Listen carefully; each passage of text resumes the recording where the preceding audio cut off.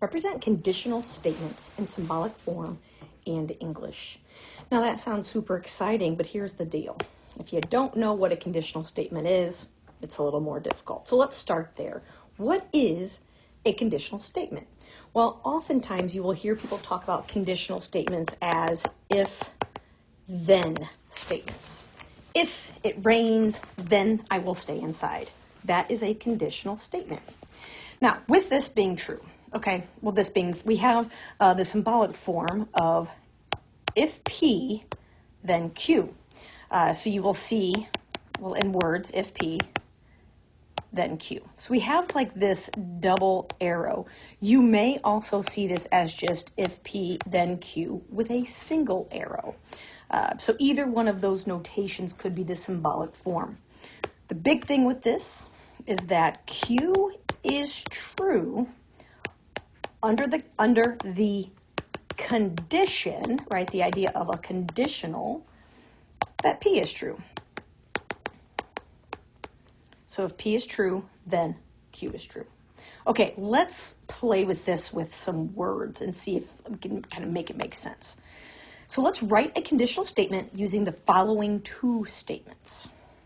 Statement P, n is a multiple of 9. Statement Q, n is divisible by 3.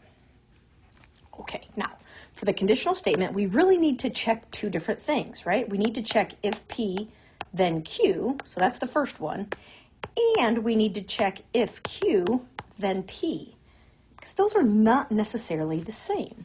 So let's start with 1, if P, then Q. So let's think about what this means in words. So for number 1, if P, so if n is a multiple of 9, comma, then Q, then n is divisible by 3. Okay, now let's think about this mathematically. If n is a multiple of 9, what is a multiple of 9? Well, a multiple of 9 would be like 9, 18, 27, 36, right? We're just increasing by 9 each time. Numbers that are divisible by 3, well, 3, 6, 9, 12, 15. All of these numbers are divisible by 3. Like if you divide by 3, you have no remainder. So if we think about this, if a number is a multiple of 9, is it also then divisible by 3? Well, 9, 18, 27. Yes, all of these numbers are also divisible by 3. So this is a true statement.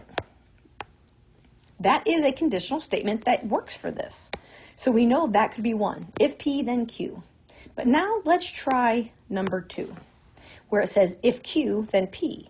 So in number 2, if n is divisible by 3, then n is a multiple of 9. Is this also true? Does this work? Well, let's start here. If n is divisible by 3, we've already talked about those a little bit in that first example. 3, 6, 9, 12, 15, it goes on and on. All of these numbers are divisible by 3. Are they also a multiple of 9? No. 3 is not a multiple of 9. 6 is not a multiple of 9. 9 is, but not 12, not 15. So this is false, meaning this is not a conditional statement that we can write using these statements. Only if P, then Q. So make sure when you're thinking about conditional statements in symbolic and word forms that Q is true under the condition that P is true.